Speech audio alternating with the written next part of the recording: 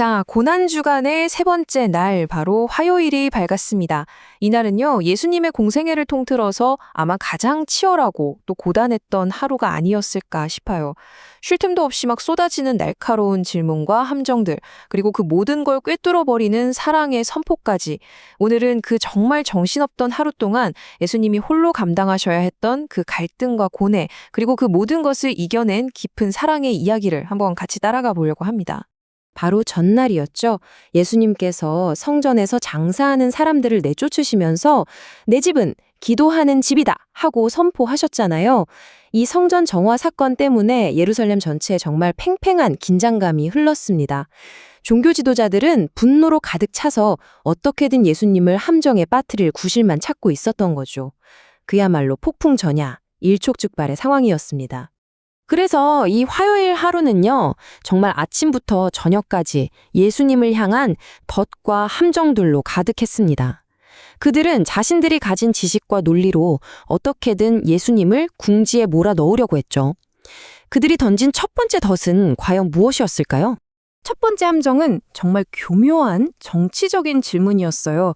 생각해보세요. 만약에 로마 황제에게 세금을 내라 이러면 민족의 배신자가 되는 거고요. 내지 마라 하면 로마 제국에 대한 반역자가 되는 거니까 어느 쪽으로 대답하든 그냥 올가미에 딱 걸리게 되는 그런 무서운 질문이었던 겁니다. 하지만 예수님은 동전 하나를 가져오게 하신 뒤에 그들의 함정을 가뿐히 뛰어넘는 정말 위대한 선포를 하십니다. 가이사의 것은 가이사에게, 하나님의 것은 하나님께 바치라. 이 대답은요, 단순히 세금 문제를 해결했다. 이걸 넘어서서 우리 삶의 진짜 주인이 누구인지를 묻는 깊은 진리를 담고 있었어요. 아니, 예수님의 이 대답이 왜 이렇게 놀랍냐면요. 바로 이 형상이라는 단어에 그 비밀이 숨어 있습니다. 동전에는 황제의 얼굴, 그러니까 세상의 형상이 새겨져 있잖아요. 하지만 우리 인간에게는 창조주이신 하나님의 형상이 새겨져 있다는 겁니다. 그러니까 세상의 형상이 새겨진 돈은 세상의 주인에게 돌려주면 되지만 하나님의 형상이 새겨진 우리 자신만큼은 오직 하나님께만 드려야 한다는, 이건 정말 차원이 다른 선언이었던 거죠. 다음 도전자는 부활을 아예 믿지 않았던 사두개인들이었어요. 이 사람들은 한 여자가 7형제랑 차례대로 결혼했다는, 사실 현실에서는 거의 일어나기 힘든 극단적인 예를 들고 와서 부활이라는 개념 자체가 얼마나 터무니없는 건지 증명하려고 했던 겁니다.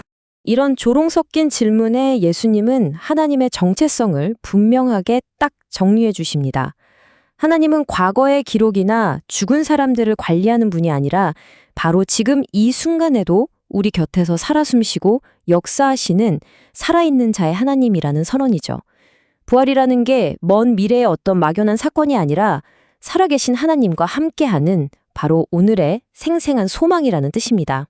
이 팽팽한 논쟁이 끝없이 이어지던 바로 그때 한 율법사가 나타나서 이 모든 논쟁을 잠재울 마지막 질문을 던집니다. 이 질문이 이날 논쟁의 정점이자 우리 믿음의 가장 근본적인 핵심을 드러내는 계기가 되죠. 당시의 유대인들한테는요, 지켜야 할 율법 조항이 무려 613개나 있었거든요. 그러니까 이 율법사는 그 수많은 규칙들 중에서 가장 중요하고 으뜸이 되는 단 하나의 계명이 대체 뭐냐고 물었던 겁니다. 어쩌면 이건 복잡한 규칙 속에서 길을 잃었던 우리 모두의 질문이기도 했을 거예요. 예수님은 정말 딱 두 문장으로 모든 걸 정리해버리십니다. 첫째, 하나님을 온 마음 다해 사랑하는 것. 그리고 둘째는 그와 똑같이 중요하게 내 이웃을 내 자신처럼 사랑하는 것. 바로 이 두 가지 사랑이 그 수백 개의 율법을 하나로 꿰뚫는 가장 중요한 원리, 바로 대강령이라는 겁니다. 한번 생각해 보세요. 하나님을 향한 사랑은 위를 향하니까 수직의 사랑이고 이웃을 향한 사랑은 곁을 향하니까 수평의 사랑이잖아요. 그런데 이 두 사랑이 만나는 바로 그 지점에 십자가가 서 있습니다. 하나님을 진정으로 사랑하는 사람은 그분의 형상대로 지음받은 이웃을 사랑할 수밖에 없다는 진리를 이 십자가가 그대로 보여주는 거죠. 이렇게 숨가팠던 논쟁을 뒤로하고 지친 몸을 이끌고 예수님은 제자들과 함께 감람산에 오르십니다. 그리고 그곳에서 세상의 마지막에 대해 묻는 제자들에게 가장 중요하면서도 정말 따뜻한 가르침을 남기세요. 주님은 마지막 때의 가장 큰 징조로 무슨 끔찍한 재앙이나 전쟁을 말씀하신 게 아니었어요. 바로 우리 마음속에서 일어나는 변화를 지적하셨죠. 그건 바로 많은 사람의 사랑이 식어지는 것입니다. 세상이 어지러워질수록 서로를 향한 사랑을 지키기가 더 어려워질 거라는 참 마음 아픈 경고였습니다. 그런데요, 이건 우리를 공포에 떨게 하려고 하신 말씀이 아니었어요. 오히려 두려워하지 말라는 따뜻한 격려였죠. 세상이 아무리 차가워져도 그 속에서 끝까지 사랑을 지켜내는 것, 그것이야말로 종말을 준비하는 가장 확실하고 유일한 방법이라고 우리에게 말씀해 주신 겁니다. 화요일 하루 종일 예수님은 정말 수많은 말로 진리를 변호하고 가르치셨습니다. 아마 입술은 부르트고 목소리는 다 쉬었을 거예요. 하지만 이 고단했던 하루는 그분의 위대한 사랑의 서막에 불과했습니다. 이제 그분은 자신의 말을 삶으로, 온 몸으로 증명하실 차례였던 거죠. 하나님을 사랑하라고 가르치신 주님은 며칠 뒤 겟세마네 동산에서 피땀을 흘리시면서 아버지의 뜻에 순종하셨습니다. 그리고 이웃을 사랑하라고 하신 주님은 바로 그 이웃인 우리를 위해 십자가에서 자신의 모든 것을 내어놓으셨죠. 그분의 사랑은 말이 아니라 그냥 삶 그 자체였던 겁니다. 그렇다면 이 치열했던 하루의 가르침을 오늘 우리의 삶으로 어떻게 가져올 수 있을까요? 어쩌면 이 4가지 실천으로 한번 시작해 볼 수 있을 겁니다. 내 삶의 중심을 다시 하나님께 돌려드리는 것, 죽음을 이기는 부활의 소망으로 오늘을 살아내는 것, 저 멀리 있는 누군가가 아니라 내 가장 가까운 사람을 먼저 진심으로 사랑하는 것, 그리고 늘 깨어있는 마음으로 주님을 기다리는 삶.